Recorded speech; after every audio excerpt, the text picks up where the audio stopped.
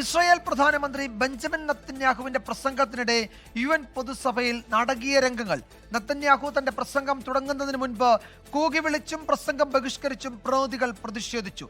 Palestine രാജ്യം യാഥാർത്ഥ്യമാക്കാൻ അനുവദിക്കില്ല എന്ന് പ്രഖ്യാപിച്ച നെതന്യാഹു ഹമാസിന് രൂക്ഷമായ ഭാഷയിൽ മുന്നറിയിപ്പും നൽകി.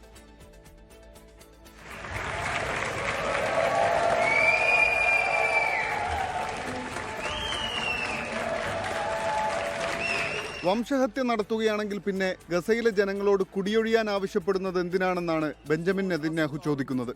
ഗസയിലെ ജനങ്ങളെ പട്ടിണിക്കിടുന്നു എന്ന വാർത്തകളെയും നെതന്യാഹു തള്ളി. ഒരു ദിവസം ഒരാൾക്ക് 3000 കലോറി ഭക്ഷണം നൽകുന്നുണ്ട്. Would a country committing genocide plead with the civilian population it is supposedly targeting to get out of harm's way? Would we tell them get out if we want to commit genocide? We're trying to get them out. And Hamas is trying to keep them in. And this charge is so baseless. Hamas ബന്ദികളാക്കി വെച്ച ഇസ്രായേലികളോടായി Netanyahu ഹീബ്രുവിൽ സംസാരിച്ചു.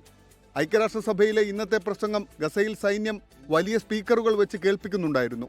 ധീരരായ പോരാളികളെ, ഇത് പ്രധാനമന്ത്രി Netanyahu ആണ്. ഞങ്ങൾ നിങ്ങളെ മറന്നിട്ടില്ല. നിങ്ങളെ തിരിച്ചെത്തിക്കാതെ ഞങ്ങൾ വിശ്രമിക്കില്ല. ഇതായിരുന്നു നെതന്യാഹുവിന്റെ സന്ദേശം. ഇസ്രായേൽ എന്തിനാണ് ഗസയിൽ ആക്രമണം നടത്തുന്നത് എന്ന് മനസ്സിലാക്കാൻ വിവരങ്ങൾ ഉൾക്കൊള്ളിച്ച QR കോഡ് സ്യൂട്ടിൽ ധരിച്ചാണ് നെതന്യാഹു ഐക്യരാഷ്ട്രസഭയിലെത്തിയത്.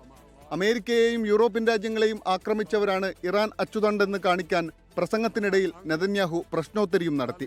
പലസ്തീൻ അംഗീകരിച്ച യൂറോപ്യൻ രാജ്യങ്ങൾ ചെയ്തത് വലിയ തെറ്റാണെന്നും പലസ്തീൻ രാജ്യം ഉണ്ടാക്കാൻ തങ്ങൾ അനുവദിക്കില്ലെന്നും പറഞ്ഞ നെതന്യാഹു ആയുധം താഴെ വച്ചില്ലെങ്കിൽ ഹമാസിനെ വേട്ടയാടി ഇല്ലാതാക്കുമെന്ന മുന്നറിയിപ്പ് നൽകി.